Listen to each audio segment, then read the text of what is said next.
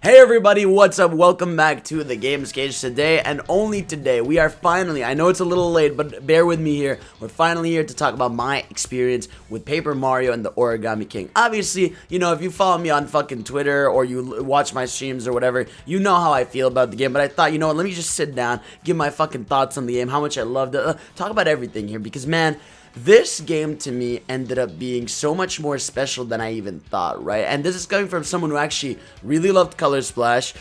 I was one of the few people out there that liked Sticker Star, but don't tell anyone, okay? I'm telling you, don't tell anyone. And so going into this game after Color Splash, I knew what I was getting into, right? I knew I was getting into like a comedy adventure with a lot of heart, a lot of cool moments and all that stuff. And it delivered, man. I was so happy playing this game, right? Especially you gotta think on my perspective, like I'm a big ass Mario fan. Like Mario is my series through and through, alongside like Sonic and Dragon Ball, where I just live and breathe it. So when I can get anything from that world, including like dialogue and story and all that stuff, like that just adds so much more to it, right? Because this game to me, like it had such cool, unique environments, right? Like you had like the beautiful fall area, you got like the grass fields, you got like a desert with some like what's Vegas aesthetics to it. You've got like a sky area with that looks like heaven for toads. It's like there was such cool area variety in the game. There was such cool environments, and it really led to like some really sick scenarios. And again, I don't want to spoil much of it. I really want you guys to go and fresh in there, because there's some really cool, surprising moments, and even some really heartfelt moment, which I think I really loved about the game. Now, Paper Mario games have always had some kind of heartfelt moments in them, right? It's part of the series. It's something people really love about it. But man, there's moments that really hit hard here, and obviously you know what I'm talking about if you played the game. Even like I'd say the middle and the ending really have some big emotional moments. But man, the game throughout is just hilarious, right? Like you have moments where you're running away from a chain chomp. You have moments where you're playing a quiz show. You have times where like you're just finding toads left and fucking right, and they're just like they are telling random ass jokes. Just the game really.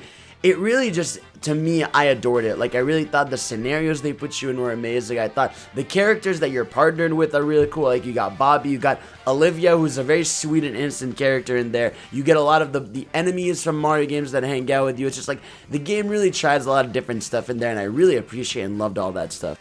Now, obviously, a big conversation point about this game has been the battle system, right? From so many people I've talked to throughout the past 2 weeks has been like, do you love or hate the battle system? Personally, I weirdly loved it, man. Like, it was that thing of, I would almost go through every enemy encounter I would. There were some times when, like, I don't know, I was in a desert in a big area that I didn't want to do them. But for the most part, if I was in a small, nice, contained area, I'd want to do the fights I saw. And it's like, yes, you could give the argument that, yeah, what's the point of fighting? To get coins, to get more stuff, to get more fights. Just like, I had fun doing it. Like, I just had fun with it. I love the battle music. Oh my god, the battle music. The music in the game in general, man, is so fucking good, dude.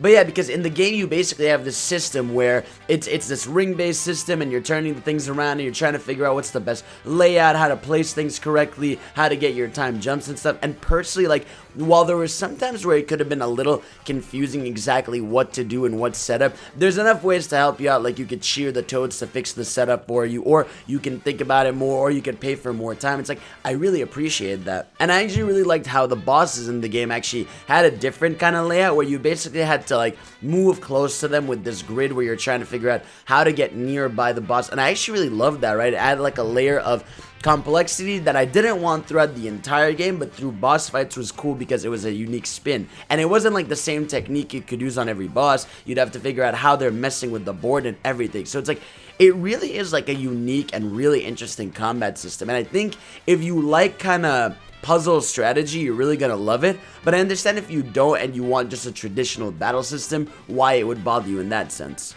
And yeah, man, like I was saying, just the story was so funny and over the top. There was some cool, crazy moments where, like, you're in, like, a boat area and it's, like, Wind Waker and you're traveling through islands. There's a lot of cool, like, Mario Easter eggs and references. It's just, the game does so much for me. It did a lot. I really ended up loving a lot of the characters, the story, the environments, everything about it. It's, like, I felt like it shined to me. Even to the point where the other day when I beat it, I was like, I kind of just want to go back to some areas and collect some toads I was missing and some blocks, just because, like, the game's just so fun. It's so bright, and obviously it's so colorful. You know, I really appreciate when a game doesn't just have an art style, but it plays with it. So obviously this game, not only looking as gorgeous as it is, but it plays with that paper art style, right? Like ripping through walls because of their paper, or going through like paper mache areas, or like it's like it just messes with a lot of the things in the environment, which I really appreciate and love. And it never feels like it overdoes it, right? Because one of the mechanics in this game is this thing where Mario like stretches his arms out and unfolds things, but like they never spam that, right? It never feels like they're forcing that left and right. They do it when it makes sense, and it never felt like this is okay, an annoying gimmick. It just felt like